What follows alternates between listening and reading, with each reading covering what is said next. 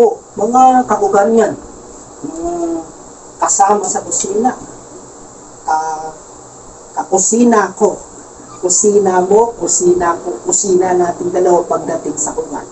Ang lulutuin naman na natin ngayon ay gulay. Gulay muna tayo. Ito yung tinatawag nilang malunggay a la fiesta. Malunggay a la fiesta. Ito ang ingredients natin, of course. Malunggay, sayote, kamote, carrots.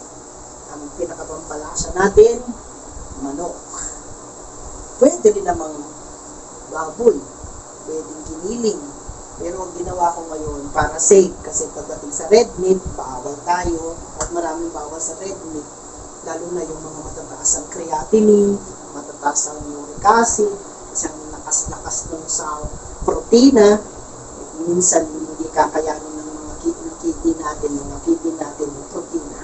So, yun. Mag-isa na tayo. Lagyan natin ng konting mantika. Hindi pala. Lagyan natin ng tubig.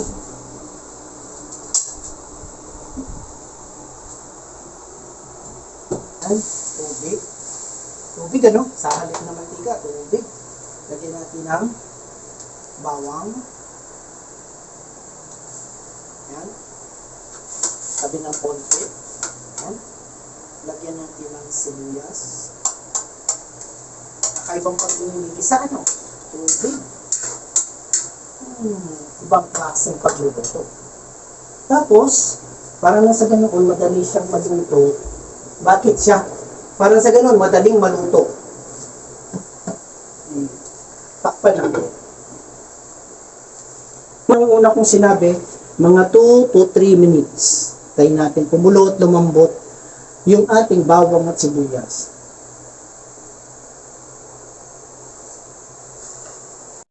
Nakalimutan ko nga pala, sinabi ko kanina after 10 minutes. Naalala ko nga pala, nakalimutan ko yung main ingredients natin, yung malunggay. After 5 minutes. Yan. Nakumukulo na. Ganyan kakulo. Nilagay natin yung malunggay. Yan. Ito.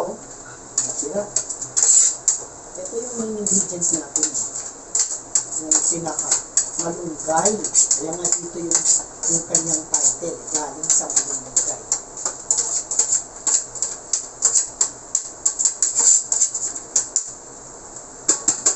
Sayang naman.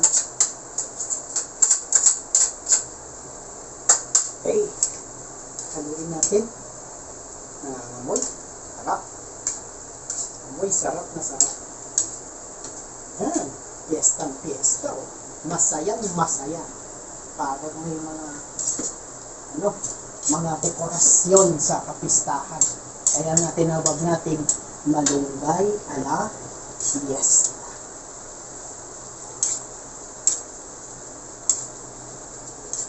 Napakaraming palampik. Masayang masaya.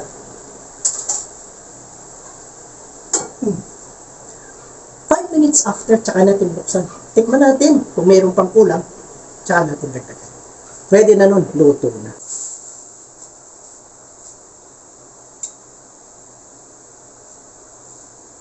Oh, 10 minutes na yung nakakalipas mula kaninang ilagay natin. 5 minutes pa lang nakakalipas mula nung ilagay natin yung malunggay. Tignan naman natin ngayon kung anong resulta. Ayan. So, nalantan yung malunggay, malambot na. Ayan na. Tikman na natin kung kulang ng ating malunggay a la fiesta. Fiestang fiesta talaga. Pagdating sa tubig, okay lang. Sakto lang. Oops. Nanginit. Gamit tayo kutsara.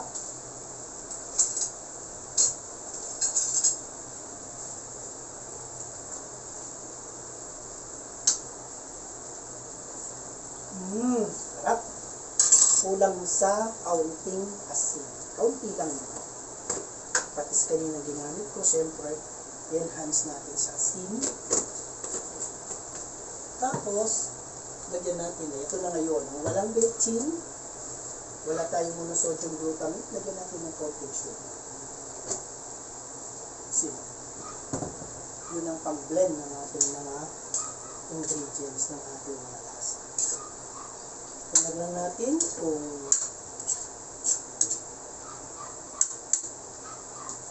malambot na yung ating mga gulay. Tingnan natin ang kamote. Tingnan natin ang sayote.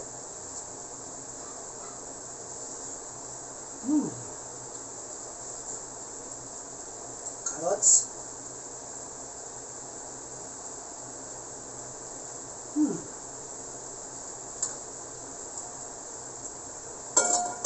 Parang kung iiwan natin ng ganyan, kulang sa tubig, konti-konti lang naman. Ngayon, pakuluin natin ng matindi. Ang kulo. Okay. Bibilang tayo this time ng another 10 counts. 1, 2, 3, 4, 5, 6, 7, 8, 9, 10. Patayin ng apoy, huwag bubuksan, pabayaang maluto dun sa presyo na nasa loob, yung mga gulay, at pagkakakain na, at saka ihain. At saka dun pa lamang bubuksan. Napakasarap. Tapos na.